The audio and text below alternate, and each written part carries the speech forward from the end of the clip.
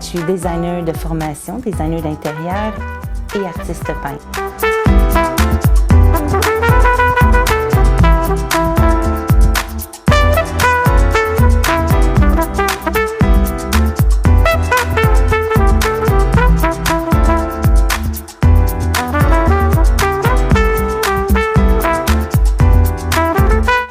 Depuis j'étais toute petite, à l'école, à chaque année, c'est moi qui s'organisais avec créer des personnages pour des crèches à chaque année en papier. Ensuite, vers 16 ans, j'ai décidé de commencer à peindre dans une église avec des personnes à la retraite. Puis c'était vraiment intéressant. Donc j'ai continué par moi-même, j'ai continué à suivre des ateliers de liberté sur grand format, des ateliers pour parfaire mon art, dans le fond, pour comprendre les techniques, les différentes techniques. Pourquoi c'est ma passion? Ce que je trouve, ce qui se renouvelle sans cesse, c'est d'imaginer quelque chose et d'avoir la chance de le rendre tangible, d'avoir la chance de le libérer, d'avoir la chance de l'illustrer.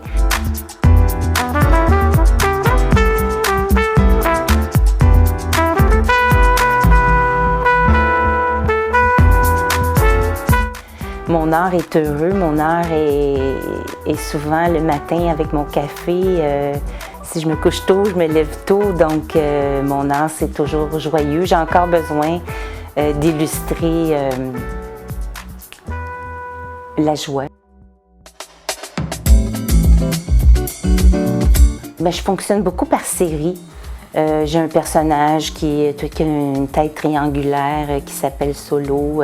Lui évolue comme avec moi. On dirait que c'est un ennemi que j'ai toujours traîné. À l'occasion, il va se faire une blonde. À l'occasion, il va aller travailler. Il va faire de la méditation. Puis il va être en solo. Il va être avec des amis. Donc, j'ai toujours des séries. Ici, je les ai fait en duo. J'ai donné un titre qui s'appelle « Plein feu sur deux partenaires » parce que souvent les gens d'affaires sont associés et reçoivent des prix. Donc je me suis inspirée des amis à moi qui sont en affaires et qui, avec les années, allaient chercher des prix sur une scène. Donc ils replacent sa cravate et puis j'ai fait un diptyque. En incluant un rideau que je trouve un petit peu années 80 aussi. Tu sais, ça fait vraiment honneur et puis une référence aux gens qui sont reconnus pour leur travail. J'ai aussi des séries d'animaux.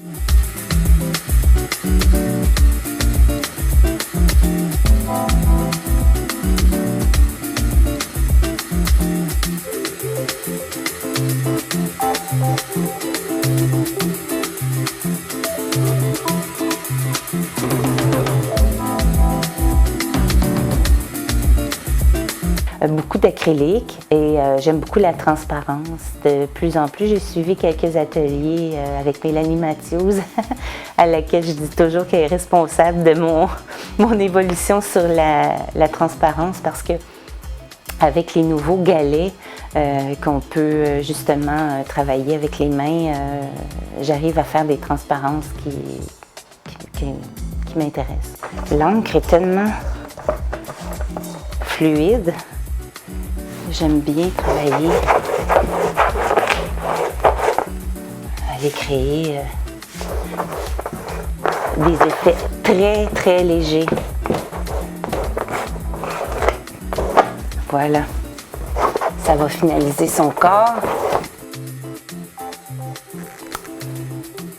J'aime bien mélanger les deux, acrylique et encre, pour aller chercher différents effets. Plein d'opacité en même temps. Avec ça ici.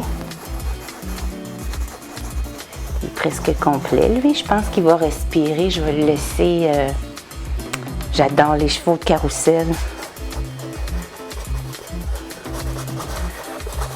Ce que j'aime, c'est que les encres sont toujours là. Mais on va juste les accentuer un peu pour les sentir un petit peu plus vibrantes. J'aime bien peindre debout parce que je me sens dedans mon personnage. À chaque fois que je suis assise, c'est trop relax pour moi parce que c'est trop vivant, les trucs. Les personnages sont animés, sont en train de prendre forme. Je peux pas rester assise.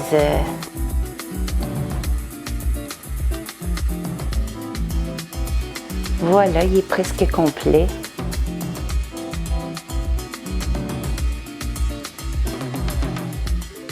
J'ai un personnage que j'ai créé qui s'appelle la paix de l'âme. La paix de l'âme fait hommage à une de mes tantes, Lucille. À chaque année, je reproduisais la paix de l'âme en son honneur.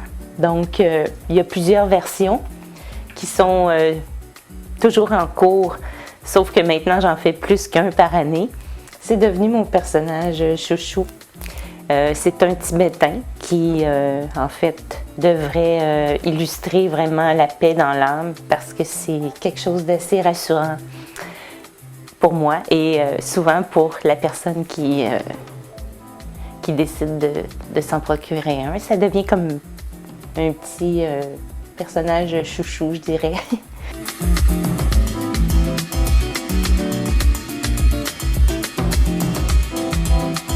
Ici, le tableau s'appelle Pantin sur Terre. Ça exprime encore une fois, dans ma série Hommage au corps des gens du cirque, que les personnages qui sont probablement nous, qui sommes des pantins sur la Terre. Donc, il y a un parallèle entre les deux.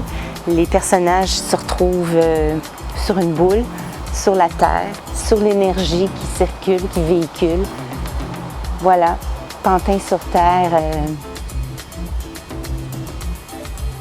Ça peut ressembler à quelques-uns d'entre nous.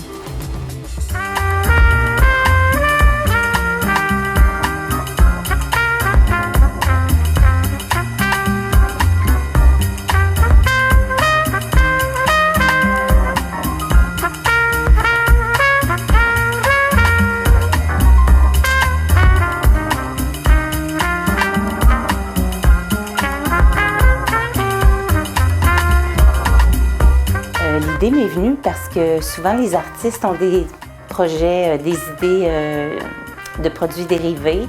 Comme je suis en design d'intérieur, j'ai souvent des clients qui sont intéressés à améliorer leur éclairage à la maison, tout ça, ou dans les bureaux. J'ai pensé que souvent j'ai des toiles qui sont d'une dimension assez grande, donc je me suis dit pourquoi pas aller vers un truc qui est entre mon métier de designer et mon métier d'artiste pour aller chercher un produit dérivé. C'est pas par hasard que les images sont choisies, c'est seulement que ce sont pas toutes les toiles qui peuvent se tourner et puis proportionnellement à la dimension des luminaires, il y a certaines toiles qui sont d'une bonne dimension pour être transférées. Ben, les luminaires sont achetés et puis ensuite je les fais transformer et c'est l'abat-jour en fait, c'est simplement du lin et puis le luminaire est un DEL donc ça produit presque pas de chaleur donc les gens l'apprécient beaucoup pour l'éclairage d'appoint.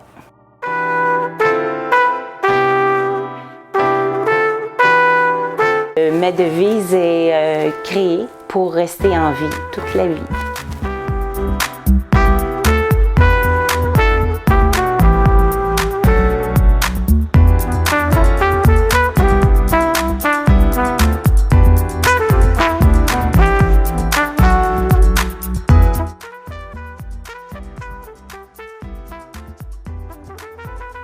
Vous pouvez me rejoindre sur mon site internet au www.leonilot.com. Merci de célébrer l'art dans toute cette diversité culturelle.